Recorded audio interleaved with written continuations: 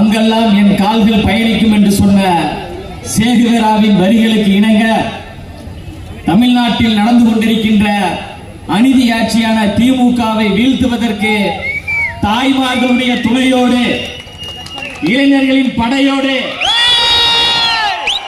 மிகப்பெரிய ஆட்சி மாற்றத்தை ஏற்படுத்த உள்ள தமிழ்நாட்டினுடைய வருங்கால முதலமைச்சர் மண்ணின் மைந்தர் தலைவர் தளபதி அவர்களை வணங்கி,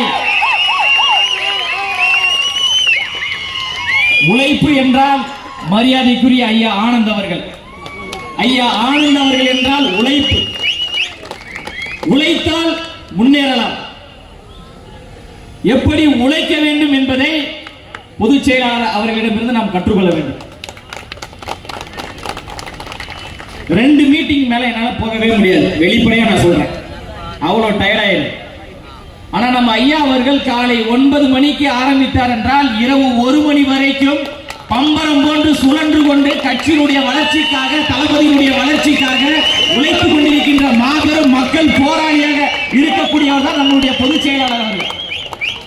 பொதுச் செயலாளர் அவர்களை வணங்கி, ஆற்றல் மிகு செயல் வீரர், தளபதியினுடைய அன்பை பெற்றவர், பொதுச் செயலாளர் அவர்களுடைய நம்பிக்கையை பெற்றவர், மாவட்ட செயலாளர் மரியாதைக்குரிய அண்ணன் அம்பத்தூர் பாலமுருகன் அவர்களை வணங்கி, பூட்டிய இருப்பு கூட்டின் கதவு திறக்கப்பட்டது, சிறுத்தையே வெளியில் வா என்ற தளபதியின் சிறுத்தை கூட்டங்களாகிய உங்களுக்கும், எளிய உண்மை இகழ்ந்தோர் நடுங்க என செயல் செய்ய புறப்படு வெளியே என்ற தளபதியின் புலி கூட்டங்களாகிய உங்களுக்கும், பலிபீடத்தில் வெட்டப்படுவதற்கு நாங்கள் ஆடுகள் அல்ல, நாங்கள் சிங்கங்கள் என்று தளபதியின் சிங்க கூட்டங்கள் ஆகிய உங்களுக்கும் என்னுடைய முதற்கண் வணக்கத்தை தெரிவித்துக் கொள்கின்றேன். தமிழ்நாட்டில் ஒரு ஆட்சி நடந்து கொண்டிருக்கு, கேவலமான அயோக்கியத்தனமான மன்னராட்சி. அந்த மன்னராட்சியை வீழ்த்துவதற்கு மக்களாட்சியாக வரக்கூடிய மாபெரும் தலைவர் தான் வெற்றி தலைவர் தளபதி அவர்கள். அதிகாரம் மிக வலிமையானது, அதை அடைந்து விட்டால் எல்லாம் எளிமையானது என்று சொன்னவர் புரட்சியாளர் அண்ணல் அம்பேத்கர் அவர்கள். அந்த அதிகாரத்தை கைப்பற்ற வேண்டும் என்றால் நாங்கள் 75 ஆண்டுகால பவள விழா கொண்டாடிய கட்சி என்று மார் தட்டிக் கொள்கிறது திமுக. திமுக தன்னுடைய வரலாற்றிலேயே இப்பதான் உண்மையான ஒரு எதிரியை நீங்கள் பார்க்கிறீர்கள். தமிழக வெற்றி கழகத்தினுடைய வளர்ச்சியையும் தமிழக வெற்றி கழகத்தினுடைய வெற்றியையும் உங்களால் நிராகரிக்க முடியாது, தவிர்க்கவே முடியாது. மிகப்பெரிய ஒரு அசாத்திய சாதனையை எங்க தலைவர் தளபதி அவர்கள் 2026 உருவாக்குவார். அவர் என்ன சாதாரண தலைவரா? தலைவர் என்ன? தமிழ்நாட்டில் சரித்திரத்தை ஏற்படுத்தக்கூடிய ஒரு சரித்திர தலைவர். 2026 சென்ட் ஜார்ஜ் கோட்டையில் முதலமைச்சராக அமரக்கூடிய தலைவர். என்கின்ற 3 எழுத்து எப்படி மிகப்பெரிய புரட்சியை ஏற்படுத்தியதோ, எம்ஜிஆர் என்ற 3 எழுத்து எப்படி ஒரு எழுச்சியை ஏற்படுத்தியதோ, வெற்றி தலைவர் தளபதி விஜய் என்கின்ற 3 எழுத்து மிகப்பெரிய புரட்சியையும் தமிழ்நாட்டில் ஏற்படுத்தப்பட்டது. நடிகர்கள் கூத்தாடி ரசிகர்கள் கூட்டம் என்று திமுக விமர்சிக்கிறது. இதேதான் ஐயா எம்ஜிஆர் அவர்கள் கட்சி ஆரம்பிக்கின்ற பொழுது நடிகர், அவர் பின்னாடி போவதெல்லாம் ரசிகர்கள் கூட்டம் என்று திமுக விமர்சித்தது. அந்த 3 எழுத்து மந்திரம் எம்ஜிஆர் அவர்கள் திமுகவை எப்படி வீட்டில் உட்கார வைத்தாரோ அதே போன்று எங்க தலைவர் தளபதி தங்க தளபதி அவர்கள் திமுகவை 2026 உட்கார வைப்பது உறுதி. யாரை பார்த்து நீங்க ரசிகர்கள் கூட்டம்ன்றீங்க? மோடி பாப்பமா? சமூக நீதி பத்தி பேசுவோமா? ஜனநாயகத்தை பத்தி பேசுவோமா? தமிழ்நாட்டுடைய வரலாறை பத்தி பேசுவோமா? இடஒதுக்கீடை பத்தி பேசுவோமா? சாதி ஒழிப்பை பத்தி பேசுவோமா? பெண்ணுரிமை பத்தி பேசுவோமா?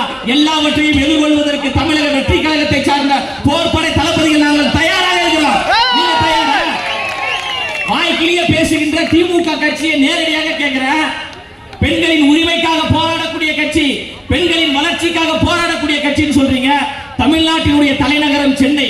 இந்த சென்னையில ஏதாவது ஒரு தொகுதியில மாவட்ட செயலாளராக ஏதாவது ஒரு பெண்மணியை நியமிச்சிருக்கலாம்.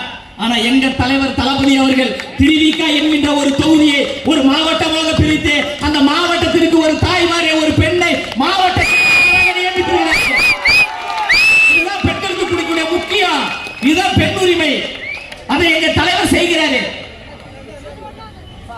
வரலாற்றில் அவர் ஒரு தவிர்க்க முடியாத ஒரு தலைவர். எந்த எதிர்பார்ப்பும் இல்லாமல் இப்ப இந்த ஒரு கூட்டத்தை நடத்தணும்னா, திமுக கட்சிக்காரங்க இந்த கூட்டத்தை கூட்டணும்னா பாத்தீங்கன்னா ஒரு 10 கோடி ரூபாய் செலவு பண்ணியிருப்பாங்க. குவார்டர் கொடுக்கணும், பிரியாணி கொடுக்கணும், ஒவ்வொரு ஆளுக்கும் 1000 2000 காசு கொடுக்கணும். குவார்டருக்கோ கோழி பிரியாணிக்கோ 100 ரூபாய் 200 ரூபாய் 500 ரூபாய் காசுக்கு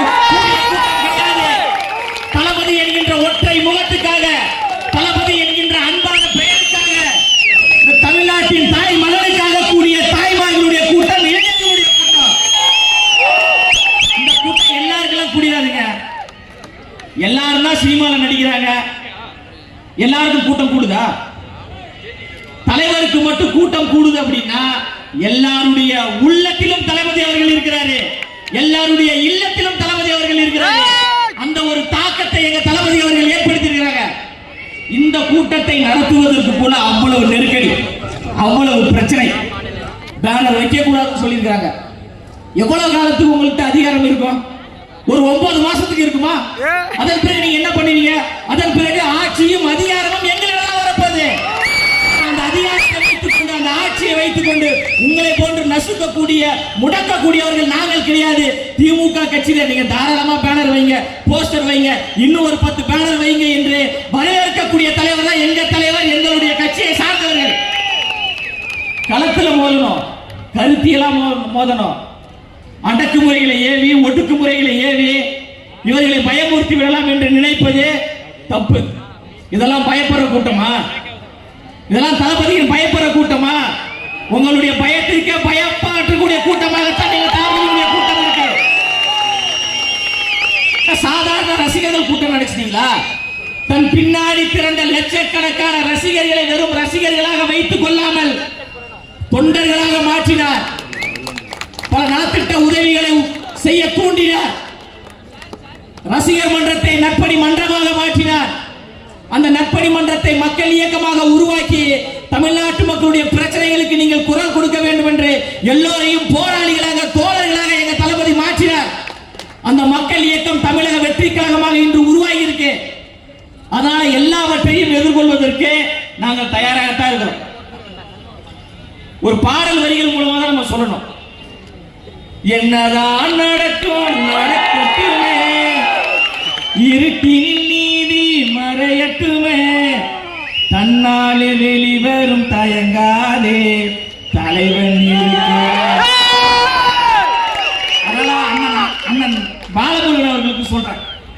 காவல்துறை நெருக்கடி கொடுக்குது, மன உளைச்சலை ஏற்படுத்துறாங்க அப்படின்னு நீங்க தயங்க வேணாம், பயப்பட வேணாம், சோர்வடைய வேணாம். அந்த தளபதியுடைய சிரிப்பை மட்டும் நீங்க பாருங்க, நமக்கு 1000 யானைகளுடைய தைரியம் வரும். தமிழ்நாட்டினுடைய பிராண்ட் டிஎம்கே பிராண்ட் சொல்றீங்களே, அந்த திமுக என்கின்ற 3 எழுத்தை டிவிக என்கின்ற 3 எழுத்து தான் பொய்யான வாக்குறுதிகளை சொல்லி மக்களை ஏமாற்றி ஆட்சிக்கு வந்தவர் தான் திமுக. என்ன பெண்கள் எல்லாம் பலபலன்னு இருக்கிறீங்க? ஓ, நாங்க கொடுத்த 1000 ரூபாவா என்று பேசியவர்கள் திமுக கட்சியை சார்ந்தவர்கள். கேவலமா இல்ல? அயோக்கியத்தனமா இல்ல? ஓ, பஸ்ல போறீங்களா? ஓசி எல்லாரும் உங்களை பார்ப்பதற்காக, உங்களிடம் வாக்கை வாங்குவதற்காக உங்க தொகுதிக்கு வருவாங்க. அப்ப நீங்க கேட்கணும், நாங்க உங்களுக்கு போற ஓட்டு ஓசிதான், ஓட்டுலாம் போட முடியாது போய் அப்படின்னு சொல்லுங்க. காலம் காலமாக இந்த தமிழ்நாட்டு மக்களை நசுக்கிக் கொண்டிருக்கின்ற ஒரு கட்சியாக திமுக இருக்கு, மக்களை ஏமாற்றி கொண்டிருக்கு. வெட்கம், மானம், சூடு, சொரணை இது நான் சொல்லல, தமிழ்நாட்டின் துணை முதலமைச்சர் திரு உதயநிதி ஸ்டாலின் அவர்கள் சொன்னார். நீட்டுக்கான ரகசியம் எங்களிடம் இருக்கிறது, நாங்கள் நீட் தேர்வை ரத்து செய்வோம் அப்படின்னு சொன்னார். ஒரு நெறியாளர் கேள்வி கேட்கிறார், நீட்டுக்கான ரகசியம் என்னங்க அப்படின்னு கேட்கும்போது, வெக்கம், மானம், சூடு, சொரணை இது இருந்தா போதுங்க, நீட் தேர்வை ரத்து செய்திடலாம், அதான் நீட்டுக்கான ரகசியம் உதயநிதி ஸ்டாலின் சொன்னாரு. அதே உதயநிதி ஸ்டாலின் அவர்களுக்கு நாங்க கேட்கிறோம், வெக்கம், மானம், சூடு, சொரணை எதுவுமே உங்களுக்கு இல்லையா? ஆட்சிக்கு வந்து 4 ஆண்டுகள் ஆகிவிட்டது, ஏன் நீட் தேர்வு ரத்து பண்ணாம இருக்கீங்க? இந்த நாட்டினுடைய எதிர்கால தூண்கள் மாணவர்கள், மாணவர்களுடைய கல்வி கடனை நாங்கள் நாங்கள் ரத்து செய்கிறோம் என்று தானே நீங்க ஆட்சிக்கு வந்தீங்க. 4 வருஷம் ஆச்சுல எத்தனை மாணவர்களுடைய கல்வி கடனை நீங்க தள்ளுபடி பண்ணிருக்கீங்க? எதையும் பண்ணல.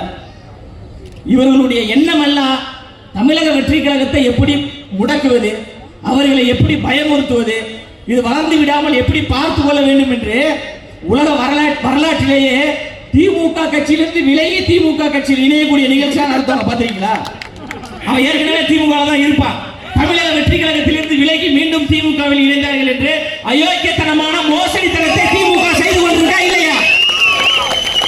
மகளிர் சுய உதவிக்குழுல கடன் வாங்கி தர வாங்கன்னு சொல்லிட்டு வெக்கமே இல்லாம திமுக கட்சியில சேர்த்து தமிழக வெற்றி கழகத்திலிருந்து விலகி திமுகவில் இணைந்தார்கள் என்று ஒரு மோசடியை செய்தார்களா இல்லையா? அதுக்கப்புறம் அந்த சகோதரி பேட்டி கொடுத்தார்களா இல்லையா? இது அசிங்கமா இல்லையா? அந்த திமுகவை நடுங்க வைத்த தலைவராக தலைவர் தளபதி அவர்கள் இருக்கிறாங்க. விவசாயிகளுடைய தோழன் நானே, டெல்டா காரன் என்று பேசுகின்ற ஐயா ஸ்டாலின் அவர்களே 1000 நாட்களை கடந்து விவசாயிகள் பரந்தூரிலே போராடி கொண்டிருக்கிறாங்க. விளை நிலத்தே விமான நிலையம் வேண்டாம், உலகத்துக்கே சோறு போடக்கூடிய சாமி விவசாயி. அந்த விவசாயிகளுடைய வயிற்றில் அடித்துக் கொண்டு அந்த விவசாயிகளை ஏமாற்றிக் கொண்டு ஐயா முதலமைச்சர் அவர்கள் நான் விவசாய மகன் என்று சொல்றாரு. வாய் கூசல, அருவருப்பாக இல்ல.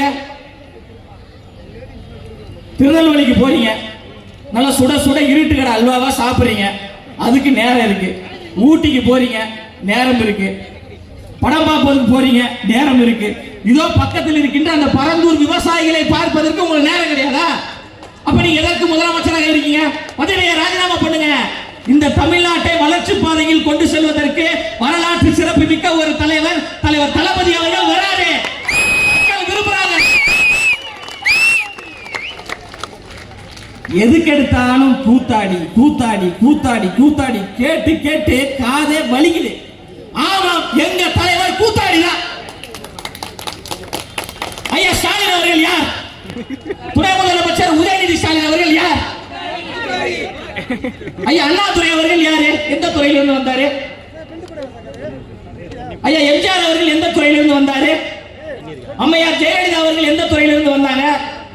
சினிமா துறை என்பது ஒரு தொழிலுங்க. தொழிலை வைத்து இழிவாக பேசுவதும் பாசிசம், தொழிலை வைத்து மட்டமாக பேசுவது அயோக்கியத்தனம், தொழிலை கீழ்த்தரமாக பேசுவது சர்வதிகாரம். அப்ப தமிழ்நாட்டில் சர்வதிகார ஆட்சி நடந்து கொண்டிருக்கு, மன்னராட்சி நடந்து கொண்டிருக்கு, வாரிசு அரசியல் நடந்து கொண்டிருக்கு. ஒவ்வொரு குடும்பத்தை சார்ந்தவர்களும் அரசியலுக்கு வரணும், வளர்ச்சி பெறணும், எல்லாரும் முன்னேற்ற பாதைக்கு வர வேண்டும் என்பதுதான் உண்மையான சமூக நீதி, உண்மையான ஒரு சமத்துவம். ஆனா ஒரே குடும்பத்தில் தான் எல்லாரும் இருப்பாங்களா? அது கோபாலபுரத்தில் மட்டும்தான் இருப்பாங்களா? வேற எங்கேயுமே இருக்க மாட்டாங்க. அடுத்தடுத்த தலைவர்கள் எல்லாம் ஒவ்வொரு இடத்துல இருந்து உருவாகணுங்க. கோயம்புத்தூர்ல ஒரு தலைவர் உருவாகணும், மதுரையில ஒரு தலைவர் உருவாகணும், திருநெல்வேலியிலிருந்து ஒரு தலைவர் உருவாகணும், சென்னையில ஒரு தலைவர் உருவாகணும், விழுப்புரத்தில் ஒரு தலைவர் உருவாக வேண்டும். அதுதான் சமூக நீதி, அதுதான் சமத்துவம்.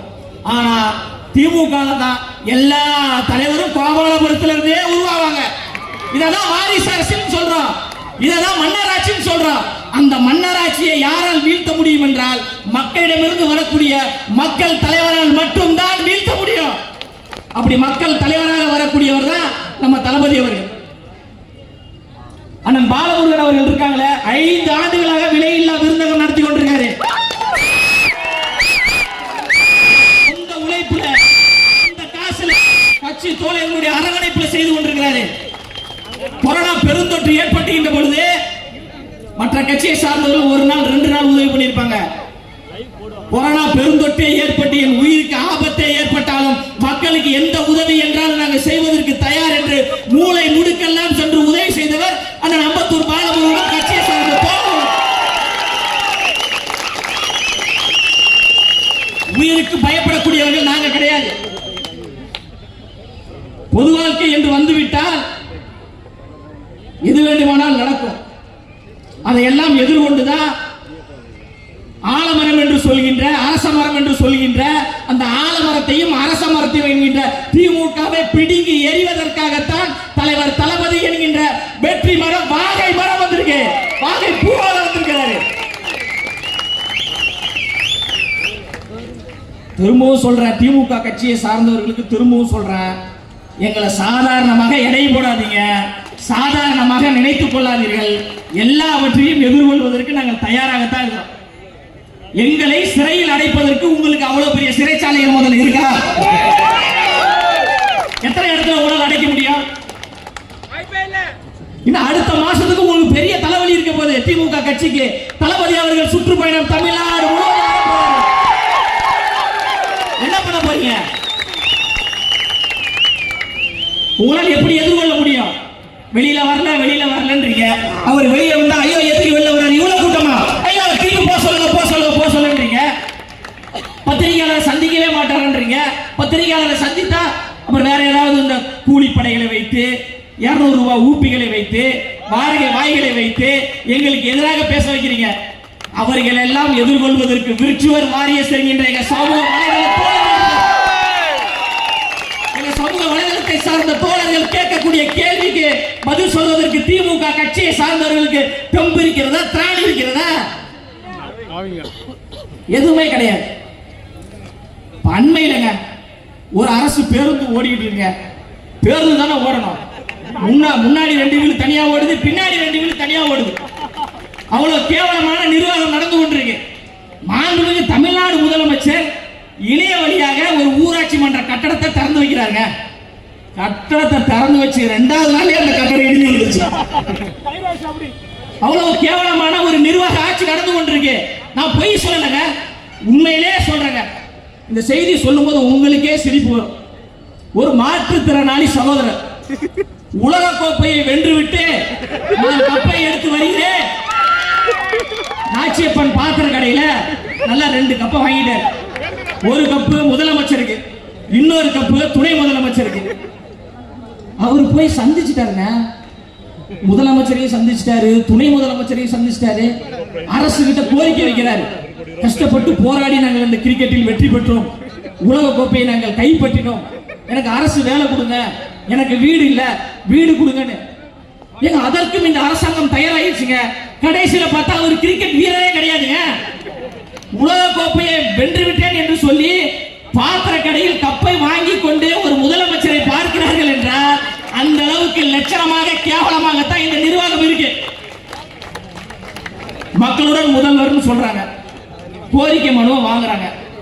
கோரிக்கை மனுவை வாங்கிட்டு முதலமைச்சர் அடுத்த இடத்துக்கு போறதுக்குள்ள அந்த கோரிக்கை மனு எல்லாம் குப்பை தொட்டியில கிடக்குது. நான் சொல்லல, நாகப்பட்டினத்தை சார்ந்த ஒரு சகோதரி பேசி இருக்கிறாங்க, போராடி இருக்கிறாங்க, குமுறலை வெளிப்படுத்தி இருக்கிறாங்க. மதுரையில ஒரு அரசு பள்ளிங்க, கடுமையான மழையினால் அந்த பள்ளிக்கூடத்துக்குள்ள தண்ணி வந்துருச்சு. ஒரு அரசு கட்டிடத்துல தண்ணி வந்துருச்சுன்னா என்ன பண்ணணும்? வேற ஒரு மாற்று இடத்துல உட்கார வைக்கணும், மாற்று இடத்துல படிக்க வைக்கணும். ஆனா அந்த வெக்கம் கட்ட திமுக ஆட்சி, வெக்கம் கட்ட திமுக அரசாங்கம் அந்த அரசு பள்ளி மாணவர்களை நடு ரோட்ல உட்கார வைக்கிறாங்க, மாற்று இடமில்லை என்று. இப்படி இருக்கக்கூடிய இந்த திமுகவை மாற்ற வேண்டிய கடமை நமக்கு இருக்கா இல்லையா? மாற்றுவதற்கு நீங்கள் எல்லாம் தயாராக இருக்கிறீங்களா இல்லையா? இந்த அரசாங்கமே ஒரு டுபாக்கூர், ஒரு டிமிக்கி கட்சி. உண்மையிலே சொல்றேன், திண்டுக்கல் லியோனின் ஒருத்தர் டிவிகே அப்படின்னு சொல்லும் போது டிவிக்கிறவங்க அப்படின்னு கேக்குதுங்க. ஒண்ணு இல்ல, நீங்க சத்தமா டிஎம்கே ஸ்பீடா சொல்லுங்க.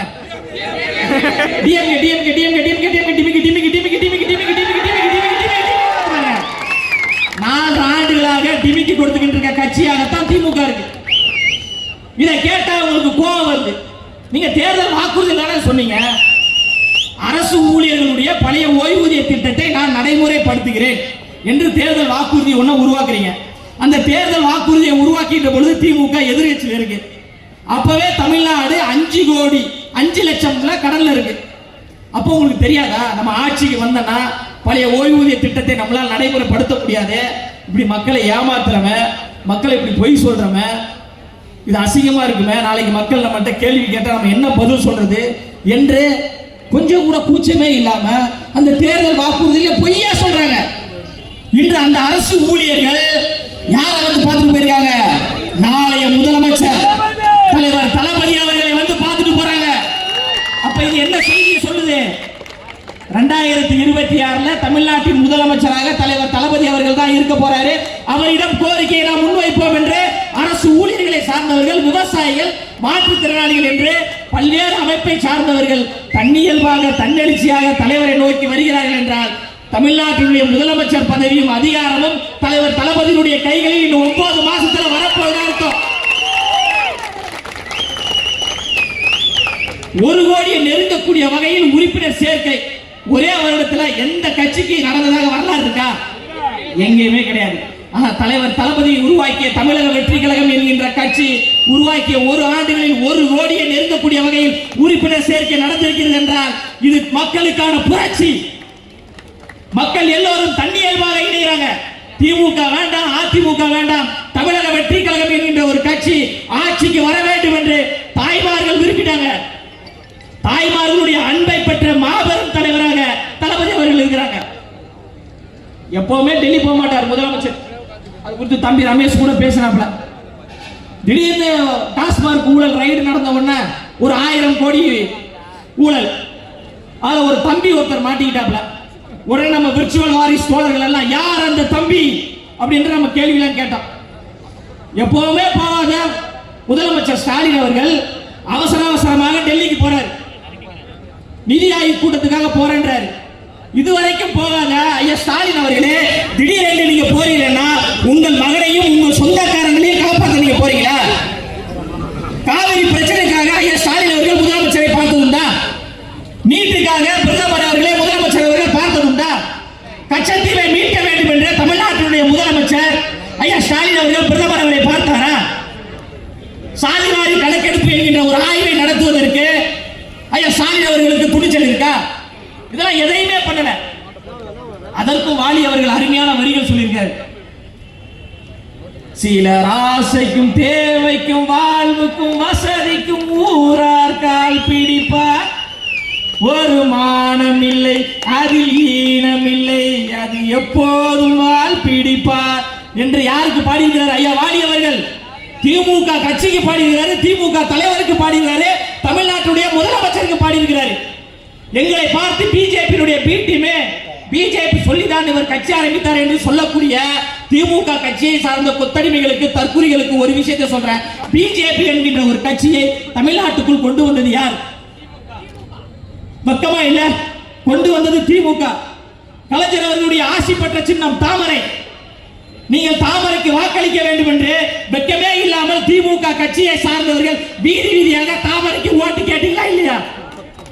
அப்ப இது எல்லாத்தையும் நீங்க பண்ணிட்டு யார் அரசியலுக்கு வந்தாலும் அவர்கள் மீது பிஜேபி முட்டு சாயம் பூசுவது, ஆர்எஸ்எஸ் சாயம் பூசுவது என்பது பச்சை அயோக்கியத்தனமானது. மரியாதைக்குரிய ஐயா கமலஹாசன் அவர்கள் கட்சி ஆரம்பித்து வருகின்ற பொழுது இதே திமுக கட்சி என்ன சொல்லுச்சு? பிஜேபியுடைய பி டீம், பிஜேபி சொல்லிதான் ஐயா கமலஹாசன் அவர்கள் கட்சி ஆரம்பித்தார் சொன்னாங்களா இல்லையா? இப்ப அந்த பிஜேபி பி டீமான ஐயா கமலஹாசன் அவர்கள் எதற்காக திமுக கூட்டணிக்கு போனாரு? அவர் எதற்கு நீங்க திமுக வந்து நீங்க அவருக்கு எம்பி பதவியை கொடுத்தீங்க? அப்போ தமிழ்நாட்டில் ஒரு புரட்சி ஏற்படுகின்ற பொழுது, ஒரு மாற்றம் ஏற்படுகின்ற பொழுது இந்த திமுக எப்பவுமே கையில் எடுக்கக்கூடிய ஒரு ஆயுதம் இவர்கள் பிஜேபி பி டீம் ஆர்எஸ்எஸ் என்றாங்க. அது மற்ற நடிகர்களுக்கு மற்ற தலைவர்களுக்கு வேணா சரியா இருக்கலாம், ஆனா எங்க தலைவர் தளபதி அவர்களுக்கு ஏற்றுக்கொள்ளவே மாட்டாங்க மக்கள். தமிழ்நாட்டு அரசியலில் சில தலைவர்கள் சாதி ரீதியாக மக்களை பிரித்தார்கள், சில தலைவர்கள் மத ரீதியாக மக்களை பிரித்தார்கள், சில தலைவர்கள் இன ரீதியாக மக்களை பிரித்தார்கள். சாதி வேண்டாம், மதம் வேண்டாம், இனம் வேண்டாம் என்று நாம் எல்லோரும் சமத்துவம், சமூக தத்துவ உணர்வோடு வர வேண்டும் என்று எல்லோரையும் இணைத்தவர் எங்க தலைவர் தளபதி அவர்கள் தான். எங்க தளபதியினுடைய முகத்துக்கு முன்னால், எங்க தளபதியினுடைய பேருக்கு முன்னால், தமிழக வெற்றி கழகத்துக்கு முன்னால் சாதி கிடையாது, மதம் கிடையாது, ஏற்றத்தாழ்வு கிடையாது, பிரிவினைகள் கிடையாது. சமத்துவ அரசியல், மத சார்பற்ற சமத்துவ அரசியலை உருவாக்க வேண்டும் என்றுதான் எங்க தளபதி விரும்புகிறார். அதனாலதான் கொள்கை தலைவராக அண்ணல் அம்பேத்கர் அவர்களையும் தந்தை பெரியார் அவர்களையும் முன்வைக்கிறாரு. சமூக நீதி பேசுற திமுக இந்த நாட்டின் விடுதலைக்காக போராடிய அஞ்சலை அம்மாள் அவர்களை எத்தனை பேருக்கு நீ கொண்டு போய் சேர்த்தீங்க சொல்லுங்க பாப்போம்? கிடையாது. எங்க தலைவர் தளபதி அவர்கள் அஞ்சலை அம்மாள் கொள்கை தலைவரை அறிவித்த பிறகுதான் தமிழ்நாடு மட்டுமல்லாமல் உலகம் முழுவதும் யார் இந்த அஞ்சலை அம்மாள் என்று தேடி தேடி தேடி தேடி படிக்கிறாங்க. அப்போ சுதந்திர போராட்ட தியாகி அஞ்சலை அம்மாளையே மக்களிடம் கொண்டு போய் சேர்த்த வரலாற்று சிறப்புமிக்க தலைவர் எங்க தளபதி அவர்கள். அண்ணல் அம்பேத்கர் என்றாலே அவர் ஒரு சாதி தலைவர் என்கின்ற ஒரு வட்டத்துக்குள் தமிழ்நாட்டில் சுருக்கி வைத்திருக்காங்க. அண்ணல் அம்பேத்கர் அவர்கள் சாதி தலைவர் கிடையாது, அவர் சாதித்த தலைவர், உலக தலைவர் என்று ஒட்டுமொத்த தமிழ்நாட்டு மக்களுடைய இதயங்களில் அண்ணல் அம்பேத்கர் அவர்களை கொண்டு போய் சேர்த்த வரலாற்று சிறப்புமிக்க தலைவர் எங்க தளபதி அவர். அந்த அளவுக்கு மிகப்பெரிய ஒரு தாக்கத்தை மக்கள் மத்தியில் ஏற்படுத்தினால்தான் திமுக நடுங்குது. எந்த அமைச்சரும் பாருங்க மக்கள் பிரச்சனையை பேசுறதே கிடையாது, மக்களை பத்தி பேசுறதே கிடையாது. நேற்று ஒருத்தர் வந்தார், ஒரு நடிகர் ஒருத்தர் வந்திருக்கிறார். அப்போ 24 மணி நேரமும் எதிரிகளையும் நினைக்க வைக்கக்கூடிய ஆற்றல் வாய்ந்த தலைவராக தலைவர் தளபதி அவர்கள் இருக்கிறாங்க. தூக்கத்துல கூட நம்ம தளபதி அவர்கள் அவர்களை டிஸ்டர்ப் பண்ணிட்டு இருக்கிறார். அதனால வாயை திறந்தாலே நம்ம தளபதிக்கு எதிராகவும் கட்சிக்கு எதிராகவும் கட்சிக்கு சம்பந்தம் இல்லாத ஆட்களை திமுகவுக்கு கொண்டு வந்துட்டாங்க என்கிட்ட பொய்யான ஒரு பரப்புரைகளை முன்வைக்கிறாங்க. அதெல்லாம் எதையுமே நம்பாதீங்க. வரலாற்றில் எப்போது ஒரு முறைதான் வரலாற்று தலைவர்கள் உருவாவாங்க. அந்த அடிப்படையில் தான் இப்போ ஒரு வரலாற்று சிறப்புமிக்க ஒரு வரலாற்று தலைவர் உருவாக்கிறாரு. உண்மையிலே அவர் தாய்மார்களை நம்பிதான் அரசியலுக்கே வந்திருக்கிறாரு. இங்க கண்ணு கட்டிய தூரம் வரை கடலான திரண்டிருக்கின்ற தாய்மார்களே, வரலாற்று சிறப்புமிக்க வாய்ப்பு உங்களிடம் இருக்கிறது. தயவு செய்து தமிழ்நாட்டுடைய முதலமைச்சராக தங்க தளபதி அவர்களை தேர்வு செய்ய வேண்டிய கடமை உங்களுக்கு இருக்கு. பேர் வேண்டாம், புகழும் வேண்டாம், பணமும் வேண்டாம், எதுவுமே வேண்டாம். தமிழ்நாட்டு மக்களுக்கு நான் உதவி செய்வதற்கு தியாக உணர்வோடு வருகிறேன் என்று வராரு பார்த்தீங்களா, அதுதாங்க துணிச்சல், அதுதாங்க தைரியம். அப்படிப்பட்ட ஒரு தலைவர் எப்போதாவது ஒரு முறைதான் வரலாற்றில் உருவாவாங்க. அப்படிதான் நம்ம தளபதி உருவாகி இருக்கிறாங்க. அதனால ஒரு நல்ல தலைவரை தவற விட்டுறாதீங்க, ஒரு வரலாற்று சிறப்புமிக்க ஒரு தலைவரை தவற விட்டுறாதீங்க. திமுக என்கின்ற இந்த ஒரு மன்னராட்சியை, திமுக என்கின்ற மக்களை அடிமைப்படுத்தக்கூடிய ஆட்சியை, திமுக என்கின்ற பாசிச ஆட்சியை, திமுக என்கின்ற சர்வதிகார ஆட்சியை, கருத்து சுதந்திரத்திற்கு எதிராக இருக்கின்ற திமுக ஆட்சியை, ஒற்றுமைக்கு எதிராக இருக்கின்ற திமுக ஆட்சியை, மத நல்லிணக்கத்துக்கு எதிராக இருக்கின்ற திமுக ஆட்சியை, மக்கள் விரோத ஆட்சியை செய்து கொண்டிருக்கின்ற திமுக ஆட்சியை வீட்டிற்கு அனுப்ப வேண்டும் என்றால் நம் ஒவ்வொரு வீட்டில் இருக்கின்ற தாய்மார்களுடைய மகனாக இருக்கின்ற தலைவர் தளபதி அவர்கள் இந்த நாட்டை காப்பாற்றுவதற்காக வருகிறார். அதனால தவற விட்டாதீங்க. நல்ல வாய்ப்பை பயன்படுத்தி வரலாற்றில் மிகப்பெரிய ஒரு புரட்சியை ஏற்படுத்துங்க. புரட்சி என்பது தானாக உருவாகாது, அந்த புரட்சியை நாம் தான் உருவாக்க வேண்டும்.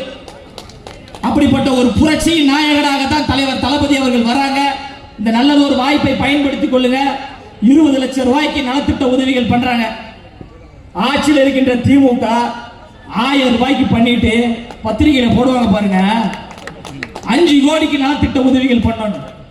அது காலம் காலமாக டிஎன்ஏலே இருக்குது. அவங்களுக்கு பொய்யை சொல்வது, பித்தலாட்டத்தை சொல்லுவது, ஏமாற்றுவது, பொய்யான அவதூறுகளை பரப்புவது, ஏதாவது எதிர்த்து கேள்வி கேட்டா காவல்துறையை வைத்து அடக்குவது, ஒடுக்குவது, அது மற்றவங்கள்ட்ட ஈடுபட்டிருக்கோம். தமிழக வெற்றி கழகத்தை சார்ந்த தோழர்களிடம் அதெல்லாம் ஈடுபடாது. எல்லாவற்றிற்கும் தயார். அமைதி என்றால் அமைதி, அன்பு என்றால் அன்பு, வம்பு என்றாலும் நாங்கள் அன்புதான், வம்புலாம் கிடையாதுப்பா, அன்புதான். அந்த அளவுக்கு தான் தளபதி அவர்கள் நம்மளை வழிநடத்துறாரு. அந்த அளவுக்கு தான் ஐயா பொதுச் செயலாளர் அவர்கள் நமக்கு ஆலோசனை கொடுத்து அரசியலை ஒழுங்குபடுத்துறாரு. தொடர்ந்து நீங்க பாக்குறீங்களா, பொதுச் செயலாளர் அவர்களுக்கு எதிராக அவதூறுகளை அதிகமாக திமுக முன்னெடுத்துக்கிட்டே. ஏன்னா இந்த நூற்றாண்டுல எனக்கு தெரிந்து ஒரு தலைவருக்கு இப்படி ஒரு உண்மையான விசுவாசி கிடைப்பதற்கு வாய்ப்பே கிடையாது. அப்படி ஒரு விசுவாசியாக நம்முடைய கழகத்துடைய பொதுச் செயலாளர் இருக்கிறாங்க. அப்ப அந்த பொதுச் செயலாளர் எப்படியாவது மனதளவில் ஒரு பாதிப்பை ஏற்படுத்தணும், அவருக்கு ஒரு மனசு கஷ்டத்தை ஏற்படுத்த வேண்டும் என்று திமுக முயற்சி எடுக்குது. அவர் என்ன சாதாரண ஆளா? அவர் பாறாங்கல்லு, எல்லாவற்றையும் எதிர்கொள்வதற்கு எங்களையே மேய்க்கிறாரு, உங்களை மேய்க்க மாட்டாரா? அதனால எங்க கட்சி என்பது ஒரு குடும்பம், ஒரு கூட்டு குடும்பமா இருக்கு. அதுல நீங்க கல்லை தூக்கி எரியலாம், வேற ஏதாவது தூக்கி எரியலான்னு முயற்சி பண்ணீங்கன்னா அந்த கல்லு திருப்பி உங்க மேலதான் விழும். ஆனால் அம்பேத்கர் அவர்கள் சொன்னதான் சொல்றேன், காற்றாற்று வெள்ளத்தில் கரைந்து போவதற்கு நாங்கள் ஒன்றும் களிமண்கள் கிடையாது. அந்த காற்றாற்று வெள்ளத்தின் போக்கையே மாற்றக்கூடிய பெரும் பாறைகள். அதனால எவ்வளவு அடக்குமுறை ஒடுக்குமுறைகள் வந்தாலும் அதை எதிர்கொள்வதற்கு நாங்கள் தயாராக இருக்கிறோம். அதனால அண்ணன் அம்பத்தூர் பாலமுருகன் அவர்களே, நீங்கள் தைரியமாக போராடுங்க, தைரியமாக மக்களுக்காக நில்லுங்க, மக்களுக்காக உதவி செய்யுங்க. உங்களுக்கு எவ்வளவு நெருக்கடி, எவ்வளவு அழுத்தம்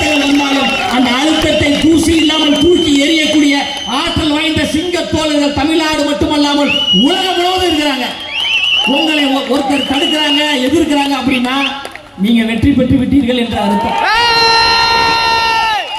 சாதாரணமாக யாரையும் தடுக்க மாட்டாங்க. ஒருத்தர் மீது தொடர்ந்து ஒரு அழுத்தத்தை கொடுக்கிறாங்க அப்படின்னா அவர் வெற்றி நாயகனாக உருவாகி விட்டார் என்ற அர்த்தம். ஆனால் அண்ணன் பாலமுருகன் அவர்களே, துணிச்சலோடு களமாடுங்கள். பொதுச் செயலாளர் அவர்கள் என்றும் உங்களுக்கு பக்கபலமாக இருக்கிறார். தளபதியினுடைய முகமும் பொதுச் செயலாளருடைய உழைப்பும் 2026 தமிழக வெற்றி கழகம் ஆளுங்கட்சியாக அமரும் என்று கூறி சிறப்பான முறையில் ஏழை எளிய பாமர மக்களுக்கு 20 லட்சம் ரூபாய்க்கு நலத்திட்ட உதவிகள் செய்யக்கூடிய தாயுள்ளம் கொண்ட அண்ணன் பாலமுருகன் அவர்களுக்கும் நன்றி கூறி நிறைவு செய்ய. நன்றி, வணக்கம்.